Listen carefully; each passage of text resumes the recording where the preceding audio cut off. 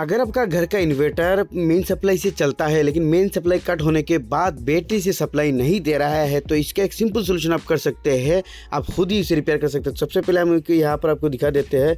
हमारे पास ये जो इन्वर्टर है इसका जो मेन सप्लाई से इसका लोड चल रहा है लेकिन मेन सप्लाई जाने के बाद बैटरी से सप्लाई नहीं दे रहा है। तो यहाँ पर देख सकते हैं हमने स्विच वगैरह सब कुछ मार के दिखा दिया है आपको। कोई भी लाइट व्हीलिंग नहीं कर रहा है, बंद हो चुका है।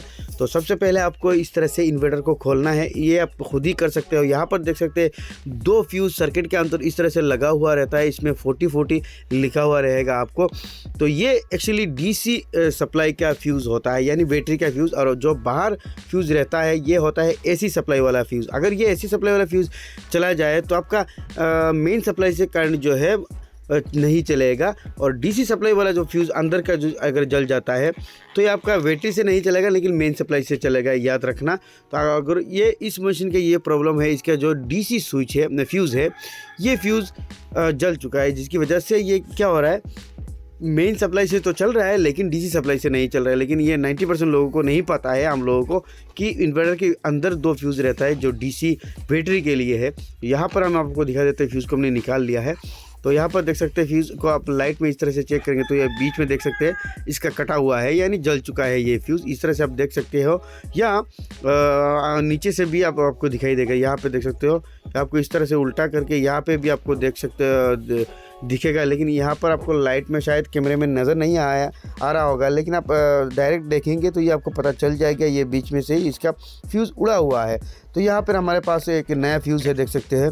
इसको हम देखेंगे तो इसका देख सकते हैं बीच में कटा हुआ नहीं है। इस तरह से भी आप देख सकते हैं। तो इस तरह से फ्यूज़ को चेक किया जाता है।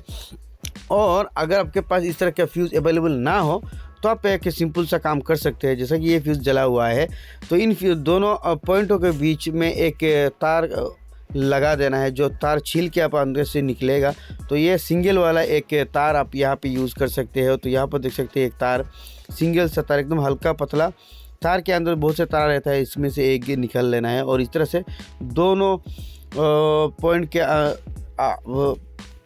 दोनों पॉइंट में लपेट लेना है। इस तरह से लपेट के आप लगा के चेक कर सकते हैं कि इन्वर्टर का फ्यूज़ जला हुआ है या और कुछ भी है। तो यहाँ पर हम नया वाला फ्यूज़ लगा देते हैं। तो देख सकते हैं हमने नया वाला फ्यूज़ लगा दिया है। लगाते ही मशीन में साउंड आ चुका है। यहाँ पर देख सकते हैं मशीन का लाइट ऑन हो चुका है। तो इसका सिर्फ यही प्रॉब्लम था।